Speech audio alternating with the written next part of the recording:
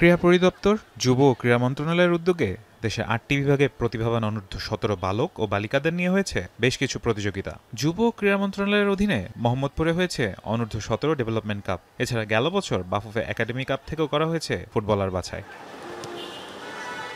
সাফ ও এএফসি টুর্নামেন্টকে সামনে রেখে সারা দেশ থেকে বাছাইকৃত ৯০ জন ফুটবলারকে নিয়ে চলছে অনূর্ধ্ব-১৭ ফুটবল দলের ট্রায়াল।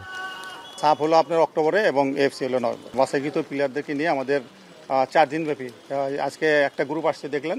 এই গ্রুপটা আজকে এবং কালকে ট্রায়াল আপনি অংশগ্রহণ করবে।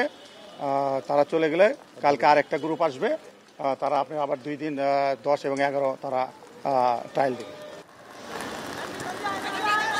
চূড়ান্ত দলের অনুশীলনে 40 থেকে 45 জনকে রাখার পরিকল্পনা এলিট একাডেমির হেড কোচ গোলাম রাব্বানী ছোটনের। এখন পর্যন্ত প্রবাসী কোনো ফুটবলার না থাকলেও উন্মুক্ত আছে তাদের দরজা। কমলাপুরে আমাদের আবাসিক ক্যাম্প, সেখানে প্লেয়ার আসছে কালকে থেকে তারা অবস্থান করবে। তাদের থাকা খাওয়া সব কিছুই কমলাপুরে। ফেডারেশন সবসময় যোগাযোগ করছে, যদি এরকম এলিজিবল কেউ থাকে অবশ্যই আমাদের এখানে অন্তর্ভুক্ত হবে। মেয়েদের এশিয়ানে যাওয়াকে দেশের ফুটবলের বড় অর্জন মানেন কোচ ছোটন। কৃতজ্ঞতা স্বরূপ স্মরণ করলেন মেয়েদের অভিভাবকদের।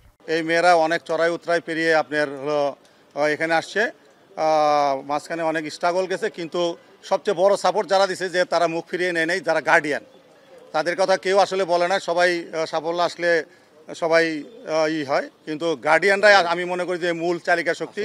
কারণ তারা যদি এই যে খারাপ সময়ে মুখ ফিরে নিত, তাহলে আজকে আমরা এই সাফল্যটা পেতাম। তাদেরকে আমি স্যালুট জানাই।